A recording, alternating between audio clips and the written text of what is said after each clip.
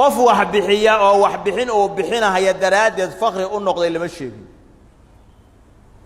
qof wax ilaaliyay oo ku bakhiilay oo ku guulaysto liimaan ku gaarayna lama sheegin bal u fiirso qofka wax ku bakhiilo wax haysta wixiisana ku bakhiila waajibaadkii uga bakhiila khayrkii iyo nafciga uga madda uga bakhiila ilaahay agtiisa amaan kuma leh dadka agtoodana amaan kuma leh bal u fiirso qofka nacfiga dadka u leh ilaahay agtiisa amaan buu ku leeyahay dadka agtoodana wuxuu ku leeyahay amaan iyo khayr baa u taala maalin buuna u baxsanayaa xaaladiisu adag tahay khayrka uu la baxayo marnaba ku qadimhayo aakhira intaan la gaarin adduunyada u baxsanayo imisa ilaahay ku caafiya dad anfacay fuqara ah oo masaakiin ah imisa ilaahay amraad uga dul qaada dad jirana imisa ilaahay ku anfacay ولذلك الإمام الشوكاني بدر الطالع وحو كسو غورينا هي قصة عجيبة قصة داسي waxay ahayd nin baa wuxuu lahaa beer yar waxaana ku dhex yaal ceelkaas beerta ku dhex yaala beertaas ku warwaraabiya masaajid buu meeshii ka dhisay masaajid ayuu dhisay dad badan oo sidaas ma leh masaajidku habeenkii wuxuu soo qaadaa masaajidka la soo aadaa faynuusti oo masaajidka ku iftiimin lahaa iyo cashadii ayuu soo qaataa masaajidku soo dhexdhiga hadduu dad ay yimaadaan masaajidka way la tukadaan cashadana waa siiya hadduu dad waayo cishihiisu iska tukadaaya salaadiisa cashadiina asaga cuna gurigu iskaga soo laabto dhaqankaas u lahaa faynuusti iyo cashadii buu isla soo qaadaa maalintii dambe ayuu wuxuu damcay ceelkii oo guray oo biyo yareeyay in la qodo asaga iyo wiilashiisi ceelkii bay qodid ku bilaabeen aabihii baa hoos jira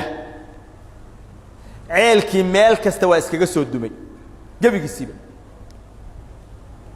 ilmihii waxay isku dayeen inay ceelkii qodaan oo aabba ka balraadiyaan oo badbaadiyaan waxa u soo baxday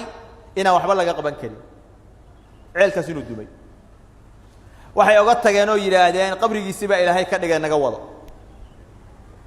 sidii bay iskaga daayeen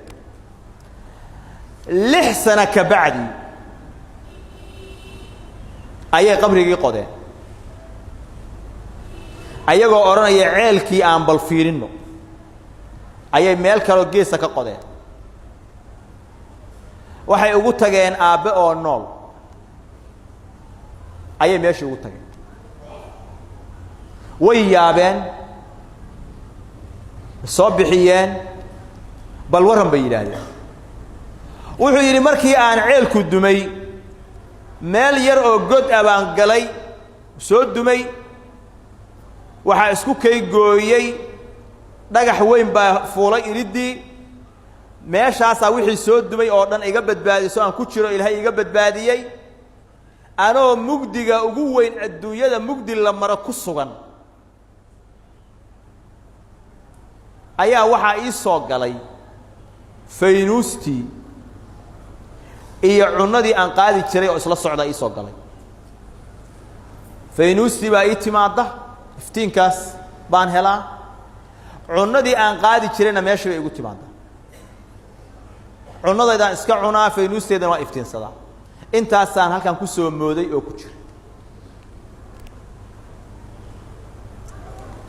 qofka adduunyadan jooga sadaqada uu la baxaya cajaa'ib bay leedahay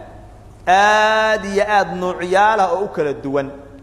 ahlu cilmiguna in badan ay soo guuriyaan cajaa'ib dhacda adduunyada markuu joogay hadda waxay uga tala galeen nin dhintay laakiin nuxurkii uu sameyn jiro khayrkii uu sameyn jiray intuu sadaqa qaada maalin walba masaajidka uu geynayo iyo faynuusti iftiinka uu ku nuurinayo baytka ilaahay ayaa loogu nuuriyay mugdiga inta leeg asagoo ku jira ilmihiisina ay ka quusteen ayaa halka loogu iftiimiyay qofku marka nacfiga uu leeyahay oo khalqiga uu leeyahay marnaba waayi maayo وهليا إلهينا سبحانه وتعالى وصينا